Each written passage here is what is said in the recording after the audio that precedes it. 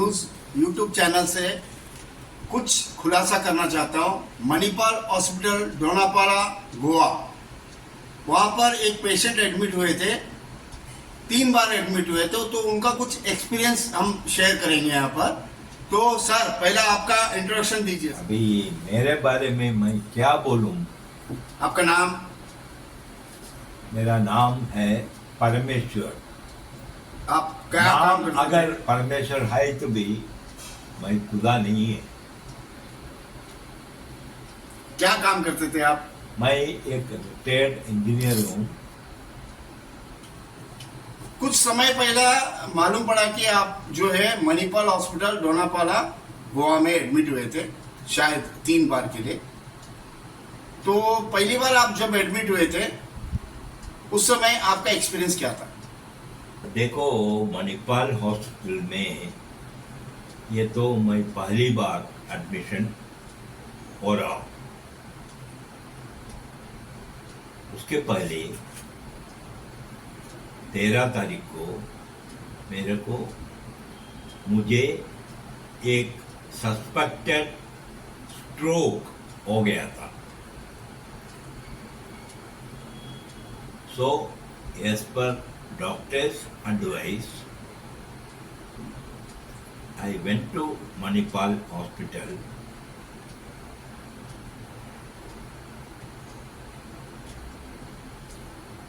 On 14th morning for various types of investigations to confirm what sort of treatment we have to carry out.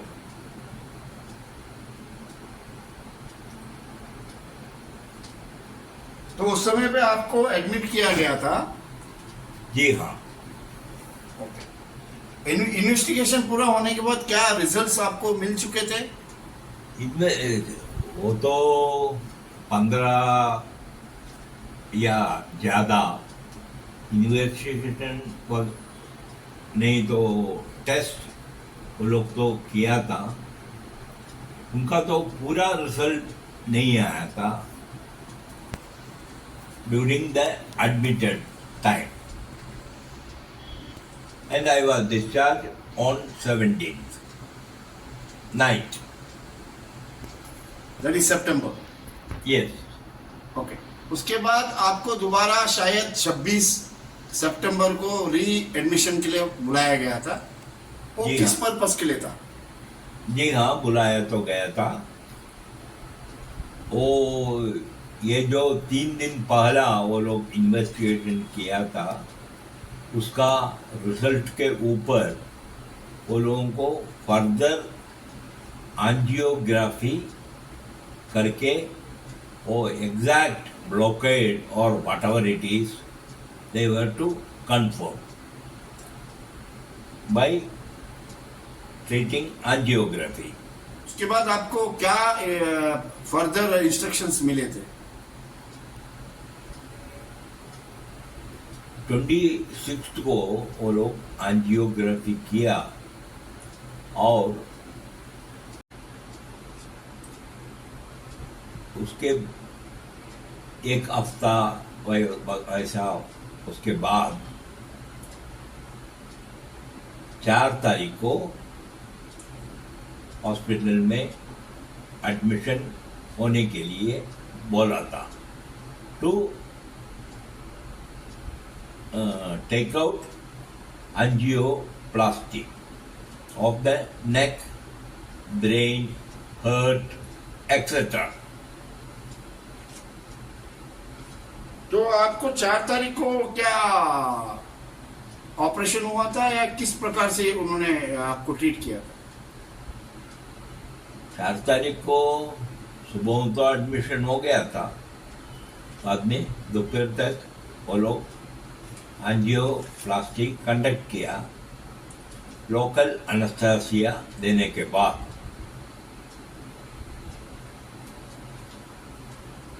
उसके बाद क्या आप better feel कर रहे हैं?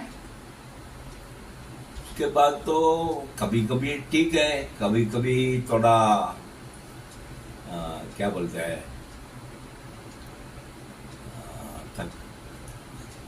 थकावट आ जाती है। ठीक है, आपका मणिपाल हॉस्पिटल में 3 बार एडमिशन होने के बावजूद आपका एक्सपीरियंस क्या कह रहा है? वहां का स्टाफ का कम्युनिकेशन, डॉक्टर का कम्युनिकेशन, क्या आपको प्रॉपरली ट्रीट किया गया था? यदि ट्रीट भी किया तो कुछ लैप्सेस था तो क्या था?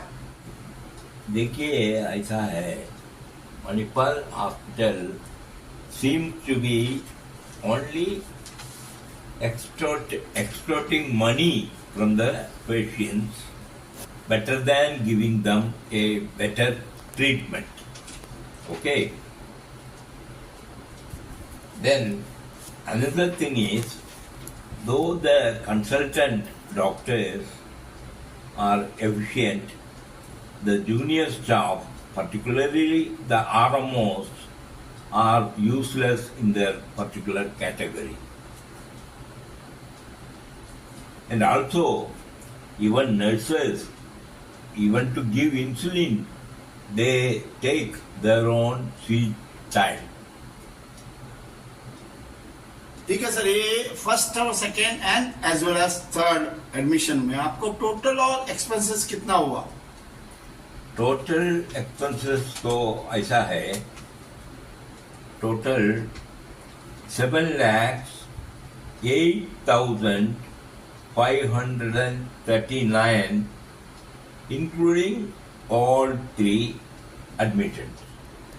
तो आप जब दूसरे बार एडमिट हुआ था, जहां तक मुझे जानकारी है, उस समय पे आपको जो तीसरे बार जो आपको एंजियोप्लास्टी करना था, उसके लिए आपका एस्टिमेट आपने लिया गया था शायद, जहां तक मुझे इंफॉर्मेशन है, तो उसके बारे में कुछ कहना चाहते हो?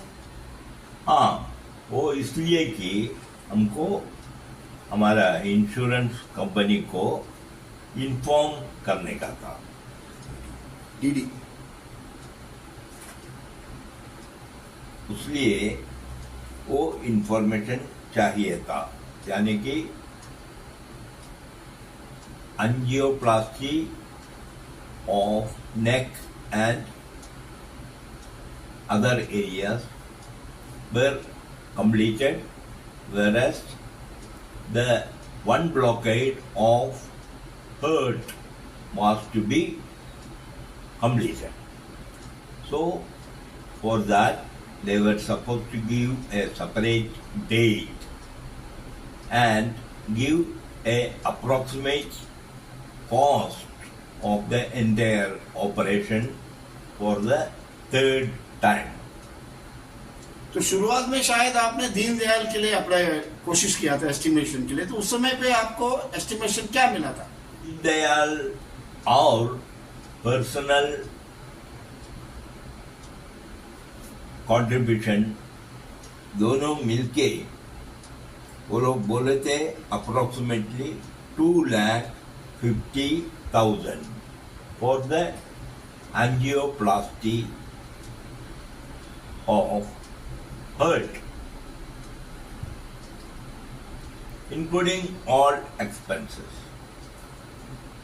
फिर आप जब थर्ड टाइम एडमिशन हुआ था, उस समय पे आपका विचार शायद बदल गया और आप जो है प्राइवेट इंश्योरेंस के द्वारा आप करवाना चाहते थे, तो उसका एस्टिमेशन आपने लिया था, तो क्या डिफरेंसेस था? वो ऐसा है, पहला डीडी कभी प्रपोज किया था, वो टाइम में वो लोग बोले थे डीडी से 1,50,000 लेगा और 95,000 फ्रॉम हमारा कंट्रीब्यूशन से लेगा। Approximately around 2.5 lakhs for the entire operation. However, when they gave us an estimate for private insurance, they suddenly increased the total amount from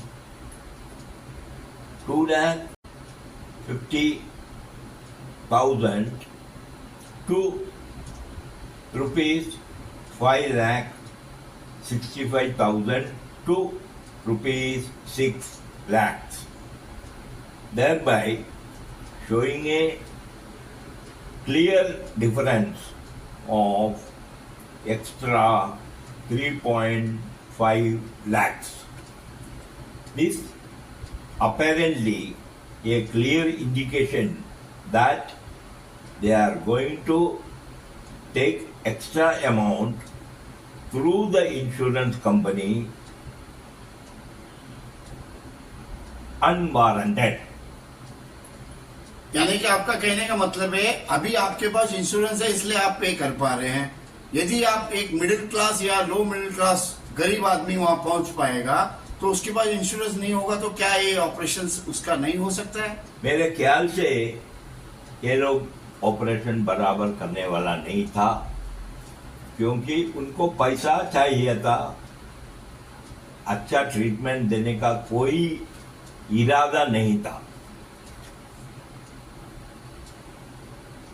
ठीक है सर, मेरा एक और एक क्वेश्चन है कि आप जब स्टार्टिंग में एडमिशन हुए थे तो एडमिशन चार्जेस शायद कुछ रहेगा, तो उसके विषय में आप कुछ कहना चाहते हो?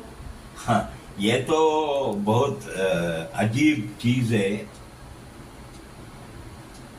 हर बार 3 बार एडमिशन हो गया है, हर बार ये लोग एडमिशन चार्जेस अलग अलग लिया गया है। Whereas the same admission 3 times separately where charges are made are done through the ID of one Aadhaar card only.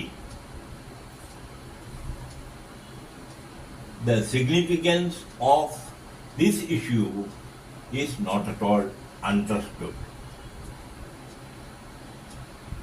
ठीक है सर, लास्ट में एक क्वेश्चन है। शायद 2 तारीख को मैं यूट्यूब चैनल और फेसबुक में कुछ प्रॉब्लम्स देखा गया था। कुछ किसी व्यक्ति का माँ एक्सपायर हो गई ड्यू टू मणिपाल हॉस्पिटल, तो उसके विषय में आपको कुछ कहना चाहते हैं? वो पेशेंट के ऊपर ठीक से केयर नहीं कर पा रहे हैं, क्या इश्यूज है? ये जो वीडियो आप बोल रहे हैं, मेरे ख्याल से ये मेरे दिखुआ में आ गया 2 तारीख नहीं, लेकिन एंजियोप्लास्टिक होने के बाद। वो टाइम तक हम लोग ये total of 7,08,539 of insurance amount as well as from our pocket was already given to the hospital for the 3-time admission and their so-called treatment. शायद सर आप क्वेश्चन समझ पाए। मेरा ये आखिरी क्वेश्चन था कि 2 तारीख को वहां पर मणिपाल हॉस्पिटल में किसी का मदर का एक्सपायर होने का कारण एक वीडियो वायरल हुआ था यूट्यूब और फेसबुक पे। उस आधार पर आप कुछ कहना चाहते हो? क्या है, वो पेशेंट जो उतना रिच नहीं था, फिर भी वो लोग उसका stay in the hospital go on increasing, and after 2-3 admissions, or rather 2-3 months, the said patient got a lot of infections, thereby she expired. Whereas when she came to the hospital, she was not having so much diseases in her. So this is a type of harassment plus extortion plus improper treatment to the patients by the hospital, though the hospital is supposed to be a changed and pan-India hospital. धन्यवाद sir. मैं मेरे viewers से ये कहना चाहता हूँ, specially Goa viewers से, कि जब कभी भी आप मणिपाल हॉस्पिटल में एडमिट होना चाहते हो तो आप ये चीजें ध्यान में रखते हुए एडमिशन करने की कोशिश कीजिए। दूधवानी रिलायबल न्यूज से कैमरामैन ज्योति मालवानी के साथ। Thank you, good night.